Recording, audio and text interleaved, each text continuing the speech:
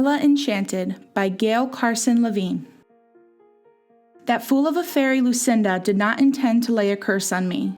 She meant to bestow a gift. When I cried inconsolably through my first hour of life, my tears were her inspiration. Shaking her head sympathetically at Mother, the fairy touched my nose.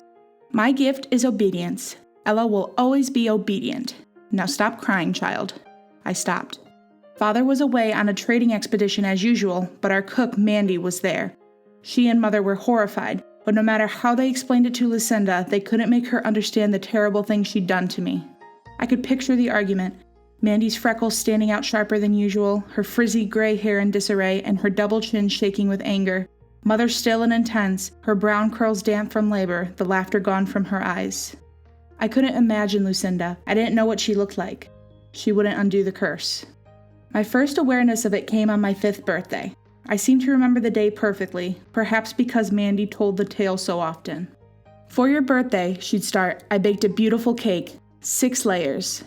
Bertha, our head maid, had sewn a special gown for me, blue as midnight with a white sash. You were small for your age even then, and you looked like a china doll with a white ribbon in your black hair and your cheeks red from excitement.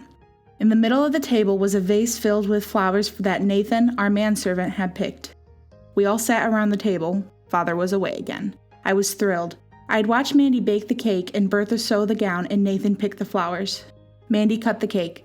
When she handed me my piece, she said without thinking, "Eat." The first bite was delicious. I finished the slice happily. When it was gone, Mandy cut another.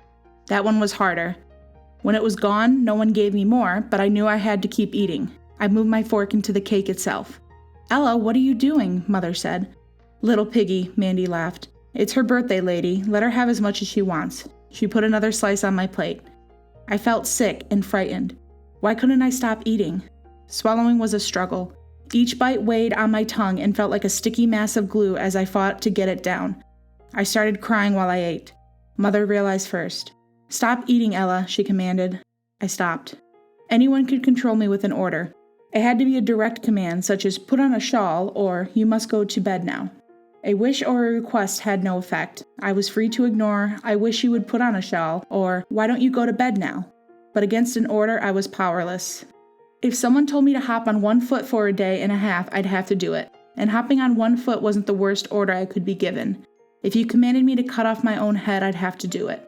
I was in danger at every moment. As I grew older, I learned to delay my obedience, but each moment cost me dear, in breathlessness, nausea, dizziness, and other complaints. I could never hold out for long. Even a few minutes were a desperate struggle. I had a fairy godmother, and Mother asked her to take the curse away. But my fairy godmother said Lucinda was the only one who could remove it. However, she also said it might be broken someday without Lucinda's help. But I didn't know how. I didn't even know who my fairy godmother was. Instead of making me docile, Lucinda's curse made a rebel of me. Or perhaps I was that way naturally. Mother rarely insisted I do anything. Father knew nothing of the curse and saw me too infrequently to issue many commands. But Mandy was bossy, giving orders almost as often as she drew breath.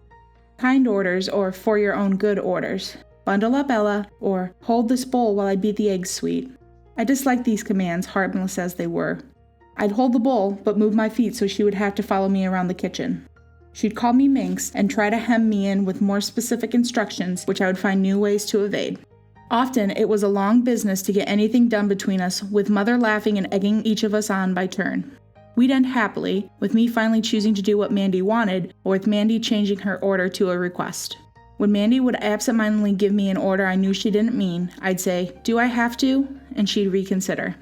When I was 8, I had a friend, Pamela, the daughter of one of the servants. One day she and I were in the kitchen watching Mandy make marchpane. When Mandy sent me to the pantry for more almonds, I returned with only 2. She ordered me back with more exact instructions, which I followed exactly, while still managing to frustrate her true wishes. Later, when Pamela and I retreated to the garden to devour the candy, she asked why I hadn't done what Mandy wanted straight off. "I hate when she's bossy," I answered. Pamela said smugly, "I always obey my elders." "That's because you don't have to." "I do have to, or Father will slap me." "It's not the same for me. I'm under a spell." I enjoyed the importance of the words. Spells were rare. Lucinda was the only fairy rash enough to cast them on people. Like Sleeping Beauty? Except I won't have to sleep for 100 years. "What's your spell?" I told her. If anybody gives you an order, you have to obey, including me? I nodded. Can I try it? No, I hadn't anticipated this. I changed the subject. I'll race you to the gate. All right, but I command you to lose the race. Then I don't want to race. I command you to race, and I command you to lose. We raced. I lost. We picked berries. I had to give Pamela the sweetest, ripest ones. We played princesses and ogres. I had to be the ogre. An hour after my admission, I punched her. She screamed, and blood poured from her nose. Our friendship ended that day. Mother found Pamela's mother a new situation far from our town of Frell. After punishing me for using my fist, Mother issued one of her infrequent commands, never to tell anyone about my curse. But I wouldn't have anyway. I had learned caution. When I was almost 15, Mother and I caught cold. Mandy dosed us with her curing soup, made with carrots, leeks, celery, and hair from a unicorn's tail. It was delicious, but we both hated to see those long yellow-white hairs floating around the vegetables. Since Father was away from Frell, we drank the soup sitting up in Mother's bed. If he had been home, I wouldn't have been in her room at all. He didn't like me to be anywhere near him, getting underfoot, as he said. I sipped my soup with the hairs in it because Mandy had said to, even though I grimaced at the soup and Mandy's retreating back. I'll wait for mine to cool, Mother said. Then, after Mandy left, she took the hairs out while she ate and put them back in the empty bowl when she was done. The next day I was well, and Mother was much worse, too sick to drink or eat anything. She said there was a knife in her throat and a battering ram at her head. To make her feel better, I put cool cloths on her forehead and told her stories. They were only old familiar tales about the fairies that I changed here and there, but sometimes I made Mother laugh, except the laugh would turn into a cough. Before Mandy sent me off for the night, Mother kissed me. Good night. I love you, precious. Those were her last words to me. As I left the room, I heard her last words to Mandy.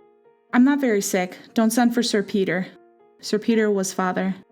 The next morning, she was awake, but dreaming. With wide-open eyes, she chattered to invisible courtiers and plucked nervously at her silver necklace. To Mandy and me, there in the room with her, she said nothing. Nathan, the manservant, got the physician, who hurried me away from Mother's side. Our hallway was empty. I followed it to the spiral staircase and walked down, remembering the times Mother and I had slid down the banister. We didn't do it when people were around.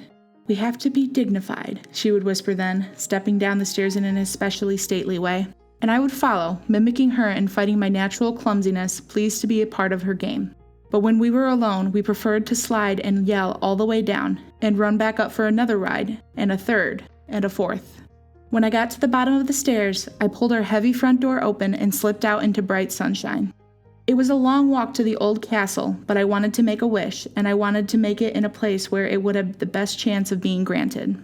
The castle had been abandoned when King Gerald was a boy, although it was reopened on special occasions for private balls, weddings, and the like.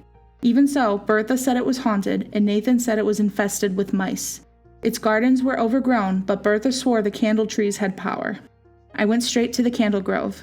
The candles were small trees that had been pruned and tied to wires to make them grow in the shape of a candelabra. For wishes, you need trading material. I closed my eyes and thought, if Mother gets well quick, I'll be good, not just obedient.